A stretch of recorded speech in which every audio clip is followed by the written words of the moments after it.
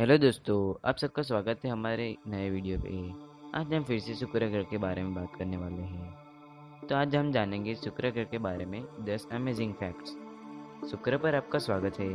सूर्य से दूसरा ग्रह शुक्र कई मायनों में विषम है। शुक्र के इस सप्ताह के अति दुर्लभ पारगमन के साथ जिसमें ग्रह सूर्य के सामने से गुजरेगा, जैसा कि मंगलवार 5 जून को पृथ्वी से देखा गया है। हम यहाँ space.com पर सोचते हैं कि अजीबोगरीब पर एक नज़र डालने के लिए यह एक बढ़िया समय है। तो दोस्तों, अब हम बात करते हैं शुक्र ग्रह के विनिसियन ज्वालामुखी की। सौरमंडल के किसी भी अन्य ग्रह की तुलना में शुक्र ग्रह पर अधिक ज्वालामुखी है। खगोलविदों का इसकी सतह पर 1600 से अधिक ज्वालामुखियों का पता है, लेकिन हमें देखने के लिए बहुत अधिक छोटे होने की संभावना है। वैज्ञानिकों को लगता है कि इनमें से अधिकांश निष्क्रिय है, हालांकि कुछ मुट्ठी भर भी सक्रिय हो सकता है। तो दोस्तों, अब हम पृथ्वी की तुलना में शुक्र ग्रह के दिन की बात करेंगे।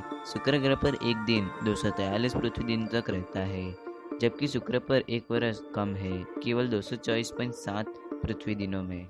अब दोस्तों, सौरमंडल के सभी ग्रहों में शुक्र पृथ्वी के एक जुड़वा के सबसे करीब है। दोनों शरीर लगभग समान आकार के हैं और शुक्र की संचरण हद तक पृथ्वी के सामने है। शुक्र की कक्षा पृथ्वी के किसी सौरमंडल के सबसे नजदीक भी है। दोनों दुनिया में अपेक्षाकृत युवा सतह है और दोनों में बादलों के साथ मोटी वायुमंडल है। हालांकि यह कुछ भी नहीं है कि शुक्र के बादल ज्यादातर जहरीले सल्फ्यूरिक एसिड से बने होते हैं। शुक्र गर्म हो रहा है क्योंकि इसके वायुमंडल का अधिकांश हिस्सा कार्बन डाइऑक्साइड से बना है। एक अत्यधिक ग्रीन हाउस प्रभाव शुक्र की सतह को गर्म कर रहा है। वहाँ तापमान 870 डिग्री फ़ारेनहाइट यानी कि 470 डिग्री सेल्सियस तक पहुँच सकता है। कैलिफोर्निया के पासाडेना में नासा की जेट प्रोपल्शन लेबोरेटरी के एक वैज्ञानिक सूस मैकर ने एक बयान में कहा, सतह अपने भाग के ग्रीन हाउस वातावरण के कारण शीशा पिघलाने के लिए पर्याप्त गर्म है। हवा का अत्यधिक दबाव। शुक्र की सतह पर हवा का दबाव चरम पर है।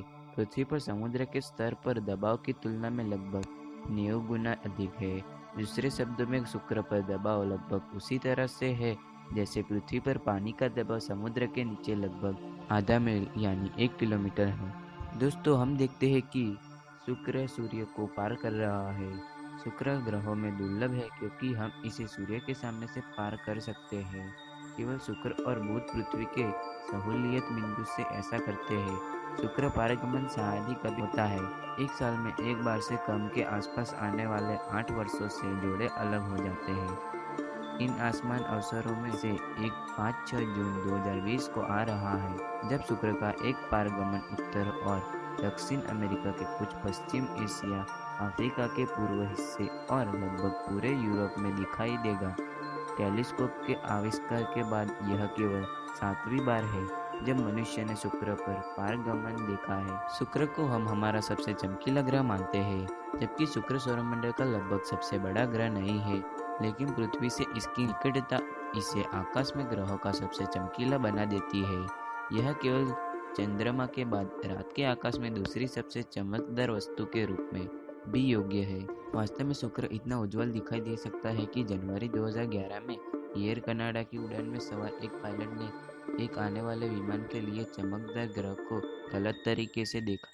कनाडाई हवाई परिवहन अधिकारियों के अनुसार पायलट ने अपने विमान को एक आपातकालीन गोता में भेजा ताकि जांचकर्ताओं ने बाद निर्धारित किए गए विनस के साथ टकराने से बचा जा सके। शुक्र ग्रह के बारे में हमारे पूर्वजों के रहस्य। शुक्र सहस्त्रवादियों के अवलोकन का लक्ष्य रहा है। प्राचीन बेबीलोन ने आसमान में भटकते हुए अभिलेखों के माध्यम से उस तारीख को 1600 ईसा पूर्व के रूप में ट्रैक किया था। ग्रीक गणितज्ञ पाइथागोरस ने सबसे पहले यह पता लगाया था कि सुबह और शाम के आकाश के सबसे चमकीले तारे वास्तव में एक ही वस्तु शुक्र थे। पूरे इतिहास में वीनस हमारे आकाश में सबसे अधिक अध्ययन और अनुमान लगाया गया है। खगोलीय पिंडों के बारे में स्मरकर ने कहा, सुपर तेज गति से वीनस के पार हवाएं तैरती है, जो अपनी मध्य में मेघ परत में 450 मील प्रति घंटे यानी कि 724 किलोमीटर प्रति घंटे तक पहुंच सकती है। ये विनीशियन हवाएं पृथ्वी पर सबसे तेज बवंडर से भी तेज है। शुक्र के चरण है क्योंकि शुक्र पृथ्वी की कक्षा में भीतर सूर्य की परिक्रमा करता है। ग्रह चंद्रमा की तरह चरणों में दिखाई देता है। जब शुक्र सूर्य के विपरीत दिशा में होता है तो यह पूर्ण अवस्था में होता है। जबकि यह नए चरण में दिखाई देता है जब यह पृथ्वी और सूर्य के बीच होता है। इन चरणों को देखने वाला पहला व्यक्ति 1610 में इतालवी खगोलशास्त्री गैलीलियो गैलीली था। तो दोस्तों, आपको इन सब में से कौन सी बात पसंद आई, हमें कमेंट करके ज़रूर बताना। तो हम मिलते हैं नेक्स्ट वीडियो में। तब तक के लिए अलविदा।